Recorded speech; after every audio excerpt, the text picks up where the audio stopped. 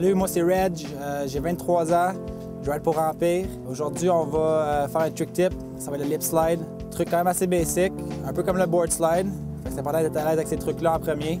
Le but du lip slide, en gros, c'est de passer son tail par-dessus le rail. En frontside lip slide, on va arriver avec le rail en avant de nous, un peu comme un frontside 50-50. Ça va en pompant, on va faire sûr que le tail embarque par-dessus le rail, puis tourner 90. Arriver bien flat base, les genoux un peu fléchis pour un peu plus de ballon. Regarder la fin du rail, c'est toujours important pour se rendre jusqu'à la fin. Fait qu'une fois que vous êtes bien à l'aise avec le lip slide, vous pouvez toujours le sortir en 270 out. Fait que même principe, une fois que tu es bien locké sur le rail en lip slide, avec le momentum, tu regardes la fin du rail, ça va se faire pas mal tout seul. T'attends, à la fin tu pop avec les épaules, tu vas le stamper 270 quand même assez facilement si tu as bien le lip slide.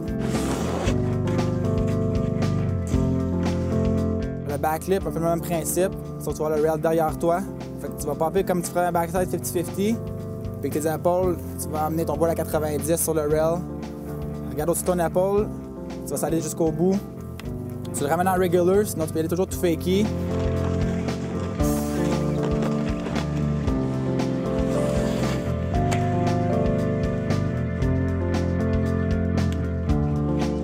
En gros, c'est ça pour les lip slides. Fait que toujours important d'être à l'aise avant de faire un truc pour éviter les blessures inutiles. Fait que bonne saison tout le monde!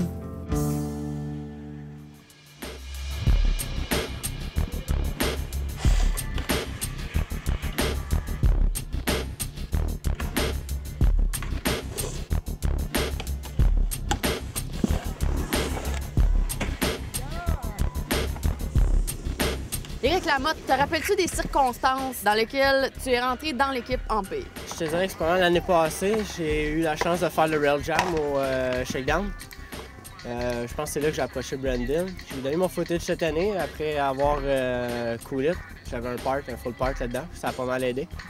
Je pense que c'est à partir de là qu'il m'a donné la chance de me prouver. Puis jusqu'à là, ça va bien. On shoot beaucoup pour le prochain de Sequence Film. Puis ça va être une bonne saison, je pense. Est-ce que tu vis du snowboard? Grande question que j'aime poser à tous les riders. Non, je fais pas du snowboard. Je suis étudiant en cuisine. Jean Rousseau, une école à Longueuil. OK. À part de ça, je travaille plus ou moins. Ça, c'est qu'est-ce que je fais quand je vais pas à l'école. J'essaie de ramasser plus de shots pour l'année. C'est pas super payant, mais ça vaut. C'est le fun. Et les riders qui t'influencent le plus dans ton riding, ça peut être autant tes amis que des gens très connus. Ouais, c'est sûr que dans mes amis, Ghislain, c'est un modèle à suivre, c'est vraiment bon. Puis sinon, si on y va avec des plus gros riders, je te dirais vraiment Louis Paradis, LNP, le gars de Québec, là, elle casse tout. Là.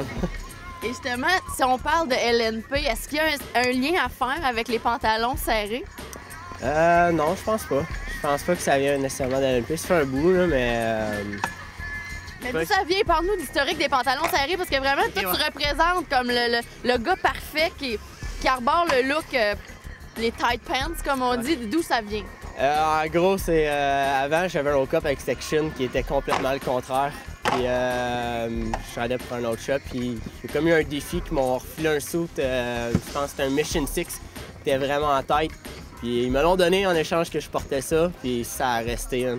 J'ai vraiment aimé ça, puis depuis ce temps-là, je suis rendu avec des suits un peu plus tight, des fois même en jeans.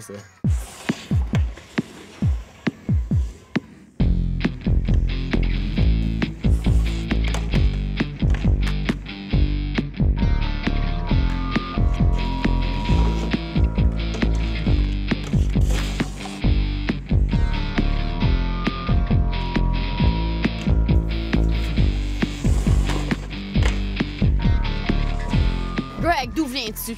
De Sainte-Adèle, bien proche ici. Et tu es anglophone. Ouais. Première langue. T'as appris à parler français où? En allant à Whistler, dans le char avec mes amis qui sont français. OK. Ouais, ça fait pas longtemps, là. Et comment ça se passe une journée de tournage pour faire un film de snowboard? C'est une grande question que je me pose, mais on regarde souvent des films de snow, mais on sait pas nécessairement comment ça se passe. Ça prend du temps, puis Ouais. ça prend le gros travail, ça prend un bon filmeur qui est toujours là, il prend les bons gars qui peuvent rider, puis qui peut pousser tout le monde, puis ça prend un beau rail. Puis pas de cops. Toi, t'es plus un gars de rail plus que de jump. Ouais, c'est sûr. Pourquoi? J'ai l'impression que les gars entre 16 ans et 20 ans en ce moment, ils font juste des rails et sont moins bons en saut. Qu'est-ce qui explique ça selon toi? Ben, nous autres de Saint-Sauveur, on a eu ce parc-là. Puis c'est toutes les rails, les jumps sont glacés.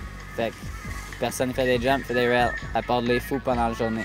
OK, donc ça part de là. Les gars du Nord se sont concentrés sur les rails. Ouais, doit être ça. OK. Si tu avais un souvenir à me raconter en snowboard, le plus beau souvenir de ta vie, qu'est-ce que tu me raconterais? Quand j'ai arrivé à Whistler avec 3 pieds de poudreuse, puis 2 amis de Québec avec les gros stands, on a droppé dans le powder, puis on a roulé tout le long. The whole hill. Wow!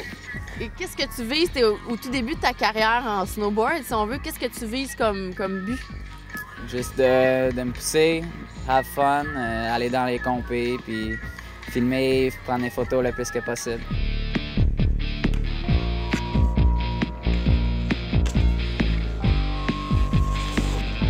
Ce segment d'émission vous a été présenté par les Boutiques Empire, spécialistes en skateboard et snowboard.